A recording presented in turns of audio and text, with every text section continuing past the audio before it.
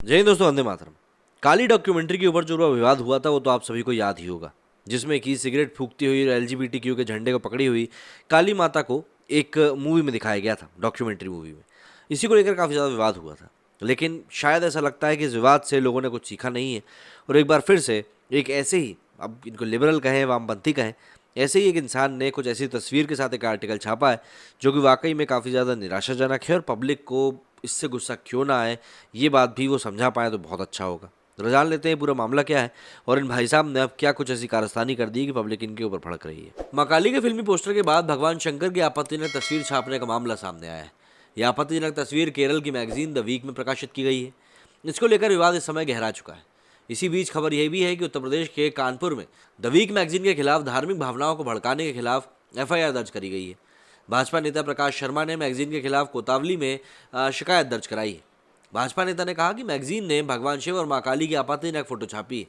30 जुलाई को वो दिल्ली से कानपुर लौटे। उन्होंने सेंट्रल स्टेशन के एक बुक स्टॉल से 24 जुलाई को प्रकाशित हुई द वीक मैगजीन खरीदी। मैगजीन के 62 और 63 पेज पर भगवान शिव और मां काली की आपत्तिजनक तस्वीर छपी हुई थी। ऐसी तस्वीरें हिंदुओं की भावनाओं को ठेस पहुंचाती हैं। रिपोर्ट्स के मुताबिक मैगजीन ने 24 जुलाई के अंक में हिंदू देवी मां काली को लेकर एक लेख छापा था। इस लेख में भगवान शंकर की जो तस्वीर छापी गई है उसे आपत्तिजनक और हिंदुओं की भावनाओं को आहत करने वाला बताया गया है। सीधी सी बात है, इस लेख को विवेक देबरॉय ने लिखा है। द वीक के स्तंभकार विवेक रॉय ने 4 अगस्त को ट्विटर पर घोषणा की कि वे इस मैगजीन से खुद को अलग कर रहे हैं। उन्होंने इसका कारण बताते हुए कहा कि मैगजीन ने मुझसे बिना पूछे लेख में मां काली की आपत्तिजनक तस्वीर का इस्तेमाल किया और मैं इससे आहत हूँ। प्रधानमंत्री के आर्थिक सलाहकार परिषद के अध्यक्ष डॉक्टर विवेक देबरॉय एक अर्थशास्त्री और सम्मानित लेखक के रूप में जाने जाते हैं। जाहिर सी बात है, उनसे बिना पूछे अगर ये तस्वीर लगाई गई है तो ये किसी अपराध से कम नहीं है। लेख में आपत्तिजनक तस्वीर का प्रयोग करने पर नाराजगी व्यक्त करते हुए देबरॉय ने मैगजीन की पत्रकारिता नैतिकता पर सवाल उठाया। उन्होंने लिखा कि मेरा ये पत्र मां काली पर विशेष कॉलम से संबंधित है जिसे द वीक ने मुझे लिखने के लिए कहा था। वे 24 जुलाई 2022 के अंक में ए टंग ऑफ फायर शीर्षक से प्रकाशित हुआ था।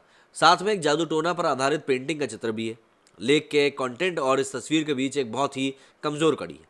मैं काली की कई बेहतर तस्वीरों के बारे में सोच सकता हूं और उसे उपलब्ध करवा सकता हूं। इस तस्वीर को जानबूझकर उकसाने और भड़काने के लिए चुना गया है।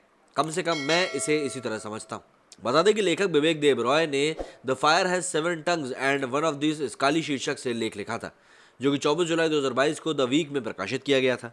और उसके बाद से ये विवाद इतना ज़्यादा गहरा चुका है, जहाँ पर इसके लेखक ने अब अपना पल्ला इससे झाड़ लिया और कहा है कि ये सब कुछ मैगजीन का किया धरा है और वहीं पर मैगजीन की तरफ से अभी कुछ किसी प्रकार का इनपुट आना बाकी है। मेरे स्टूडियो फिलहाल इतना ही। जय हिंद, जय भारत।